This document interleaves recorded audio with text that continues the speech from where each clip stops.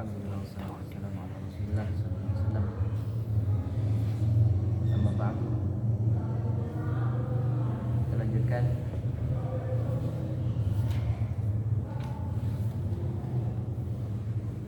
An Zaid bin Arqam radhiyallahu anhu qala kana Rasulullah sallallahu alaihi wasallam yaqul, Rasulullah bersabda, Rasulullah berdoa, Allahumma inni a'udzubika minal ajzi wal kasal wal bukhli wal harami wa adzabil qabr. Ya Allah, aku berlindung padamu dari lemah. Ajuz itu lemah. Lemah fisik, lemah pikiran, lemah termasuk lemah nafsu juga. Wal kasal, malas. Malas ini gak nyerang orang kaya miskin, pinter bodoh, profesor tidak lulus SD, sama. Kalau sudah kena penyakit males. Quran yang nggak sampai sekilo rasanya lebih berat daripada sekintal. Ngaji Quran tidak sampai 1 jam, Quran itu jatuh. Beger, tidur. Itu rasa malas. Kita harus berlindung pada Allah dari sikap buruk nafsu. Sikap buruk nafsu itu nggak mau diajak baik. Ketika mau diajak baik dia ngantuk. Coba, ini nafsunya anak-anak yang paling berat, yang paling besar maksudnya. Nafsu itu gini ya. Ketika bayi lahir, nafsunya tinggi, akalnya rendah. Seiring waktu itu ekuivalen, Mas. Tahu ekuivalen? Sejajar. Seiring waktu pula terbalik lagi. Semakin tua seseorang, akalnya semakin tinggi, nafsunya semakin rendah sudah. Semakin tua, sudah kepala 5, kepala 6 itu akalnya bagus masih, tapi okolnya sudah loyo. Itu kita berlindung dari wal bukhl. Nah, bakhil ini penyakit juga. Bukan penyakitnya orang kaya saja, miskin bisa bakhil juga. Allah membenci orang kaya yang bakhil, tapi Allah lebih membenci orang yang miskin yang bakhil. Ada hadisnya. Sudah miskin bakhil. Wal haram wa adzabil qabr, dan siksa kubur. Rasulullah saja berlindung pada Allah dari siksa kubur, apakah lagi kita? Rasulullah sudah dijamin diampuni dosa-dosa yang akan datang kalau seandainya berbuat dosa. Artinya enggak ada ceritanya siksa kubur, enggak ada ceritanya apa hisab, mungkar nakir prei semua bagi Rasulullah. Ya. Tapi Rasulullah tetap berdoa. Apa artinya? Bisa nyambung enggak? Apa artinya? Ngajak kita untuk berdoa. Itu sesungguhnya yang dimau Rasulullah. Memberi contoh. Maka redaksinya beliau Allahumma inni, ya Allah aku pribadi. Bukan Allahumma inna, karena nafsi-nafsi itu. Seluruh makhluk, seluruh manusia dari Nabi Adam sampai akhir zaman nanti, semuanya nafsi-nafsi. Kecuali Rasulullah saja yang mikir ummati. Tapi ini perhatikan. Redaksi doa yang diharuskan, bukan diharuskan pas diwajibkan. Dengan redaksi ini, aku, bukan inna. Yang contoh inna itu di Al-Quran banyak, Rabbana atina. Ya, tapi yang ini juga banyak. Paham ya? Yang pribadi maksudnya. Itu harus diminta juga. Jadi sesungguhnya Rasulullah itu mengajarkan, tidak butuh beliau itu dalam tanda kutip. Doa ini dalam tanda kutip ya. Misalkan nggak berdoa sudah dijamin oleh Allah. Misalkan, tapi Rasulullah tetap berdoa. Dalam rangka satu itu, mengajarkan umatnya betapa pentingnya kita selamat dari azab kubur.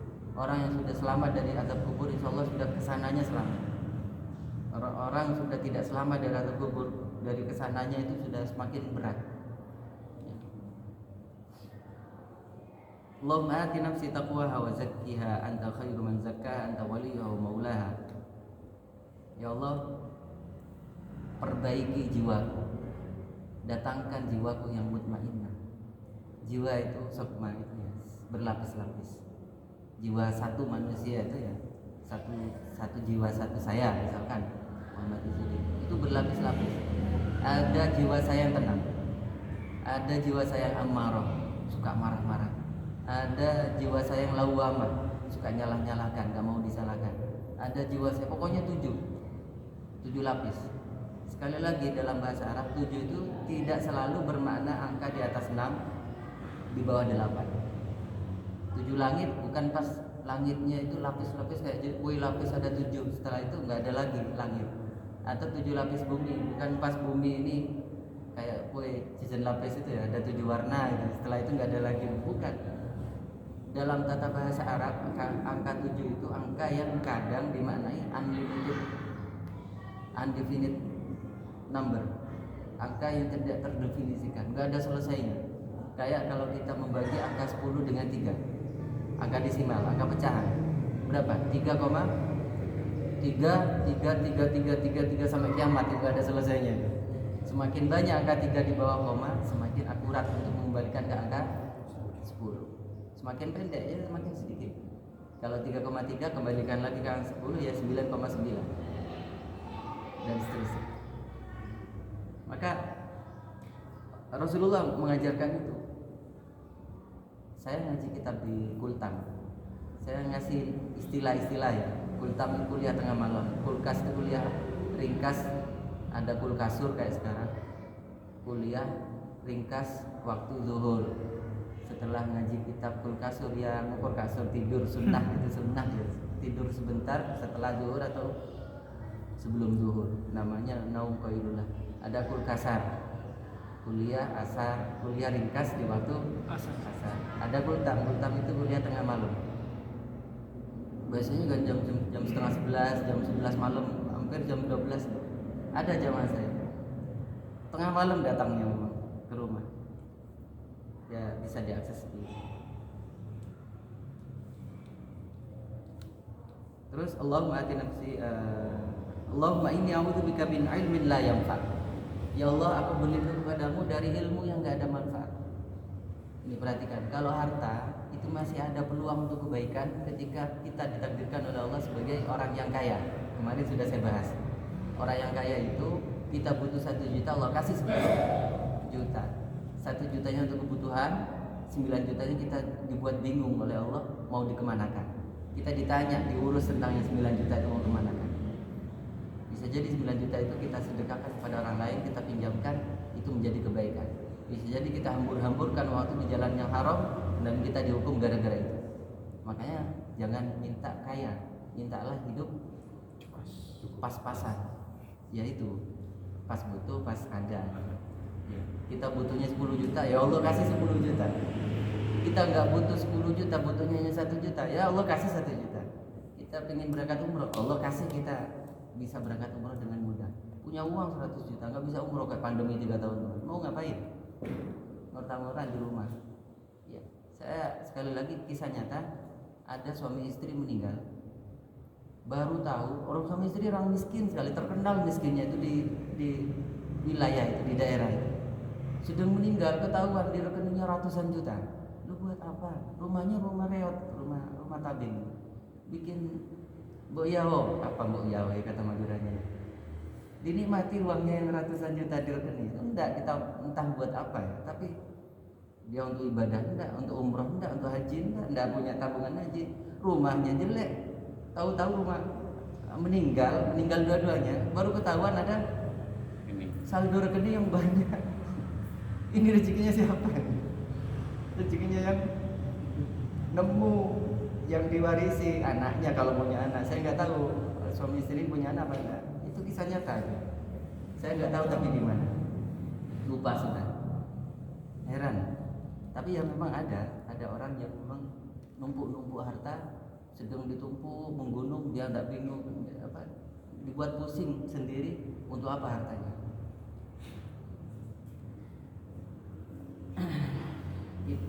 Itu sekaligus saya ingin menerangkan tentang itu. Kalau harta berlebih masih ada peluang kita untuk bisa berbuat baik, meskipun ada peluang juga untuk berbuat jahat. Tapi kalau ilmu berlebih yang tidak manfaat, naudzubillah, itu Rasulullah berdoa dari itu. Allahumma inni a'udzubika min ilmin la yanfa. Ya Allah, aku berlindung dari kepadamu dari karunia ilmu yang tidak ada manfaat. Sebab ilmu yang tidak ada manfaat itu kan justru akan menjadi mudarat. Paham ya? Hati-hati, kita jangan mengilmui segala sesuatu. Kalau tahu segala sesuatu malah jadi pelengan kita. Saya sering mewanti-wanti teman-teman yang suka di dunia, bukan dunia dunia mistik. Hati-hati, kita itu dihijab oleh Allah, tidak bisa melihat alam gaib karena rahmat Allah saja semata. Kalau kita membaca amalan-amalan tertentu yang bisa membuka alam gaib itu dan dikarunia bisa, dan ternyata tidak ada manfaat, buat apa? Justru membuat pusing kita.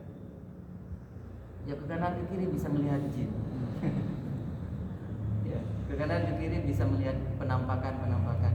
Ya, itu gara-gara kita dalam tanda kutip bahasa Jawanya itu kemaruk. Paham kemaruk? Pengen tahu des-des gitu. Maksa. Sudah ditutup tapi maksa. Ditutup pintu, jendela dibuka sedikit, doang jendela. Kayak gitu. Tapi kalau dikasih karunia itu, ya jangan ditolak. Ini karunia Allah saja yang Allah punya maksud. Ada orang-orang tertentu yang bisa pecah 9 misalnya. Nyata itu ada. Jadi penampakan fisiknya, jasadnya itu ada 9. Contoh yang masyhur Mbah Soleh. Bukan Habib Soleh Tanggul, Mbah Soleh Sunan Ampel. Itu pecah 9 itu. Fisiknya ada 9. Jadi kira-kira jasadnya, jisim ruhaninya itu mecah dari sukmanya itu jadi 9. Yang entah kayak apa sudah cara Allah saja. Jadi wafat dikubur, Sunan Ampel bilang karena masjidnya kotor kan, beliau kan tukang sapu. Jadi wali gara-gara cek ngaptinya ke guru ke Sunan Ampel.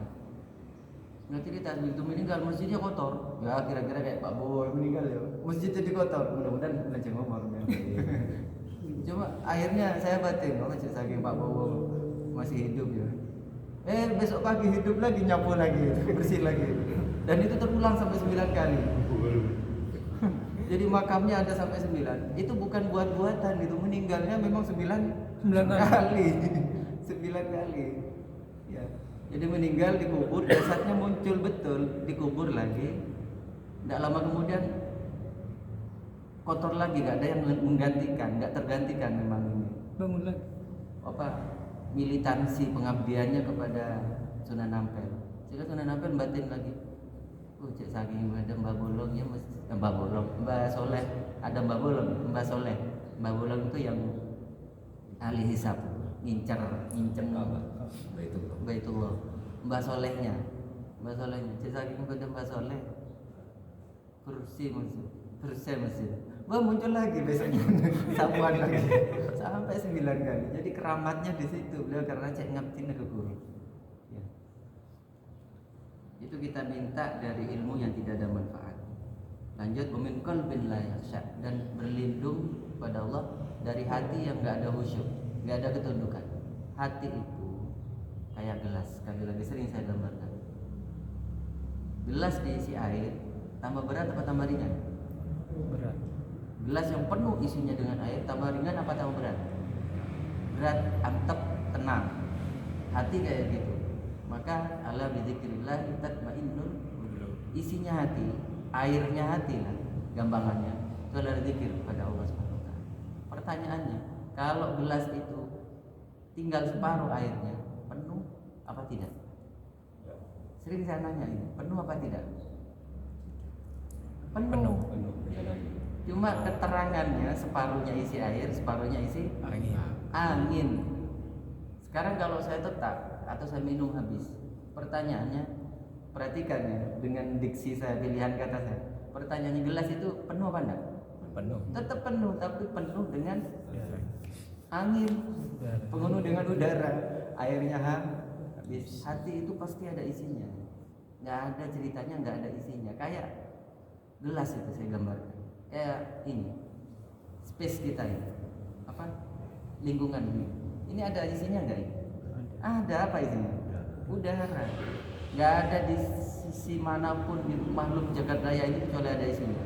Hatta langit yang petala 7 itu Rasulullah gambarkan ketika Isra Mi'raj, Aku ketika di Isra Mi'raj aku diperlihatkan malaikat di langit ufuk jauhnya sepanjang mandang mata dan tidak sekilan pun bisa lihat ada malaikat di situ.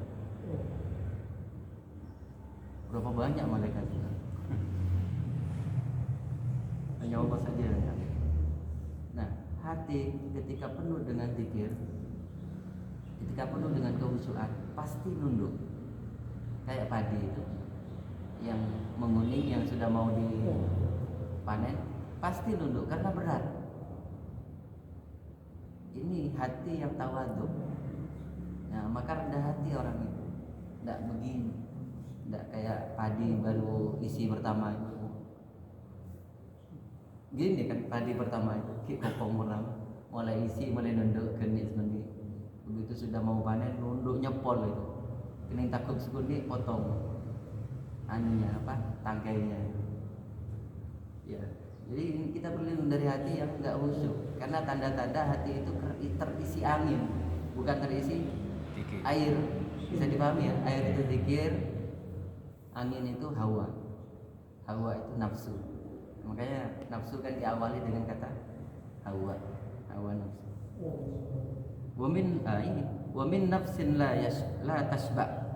Ya Allah, aku berlindung padamu dari jiwa yang nggak pernah merasa kenyang, nggak pernah merasa cukup. Yasba itu kenyang dari air. Apa kenyang dari air bahasa Madura itu? Yang berlebih nyang-nyangan ya. Pokoknya kenyang dari air. Yasba. Itu kayak minum air laut. Jadi ngejar dunia itu kayak minum air laut. Semakin banyak kita minum, semakin haus. Nggak percaya, praktekkan sudah. Nggak usah pergi ke laut, nggak usah. Minum air segelas, kasih garam sekilo. Minum. Buktikan gitu. Jangan pelukar. Wa min da'watin la yustajabu laha, dan dari doa yang tidak diijabahi. Perhatikan, tidak ada satupun doa kecuali diijabah oleh Allah Subhanahu wa taala. Cuma dengan cara Allah, bukan cara kita sebagai makhluk yang berdoa. Bukan pula dengan waktu yang kita inginkan, tapi oleh waktu yang ditentukan oleh Allah Subhanahu wa taala. Nah, ini harus kita minta. Wa min da'watin la yustajabu laha, dari doa yang tidak diijabah. Penyebabnya apa? Rasulullah sudah gambarkan dalam hadis yang lain. Tidak terkabulnya doa itu karena makanan haram yang kandung masuk ke dalam badan.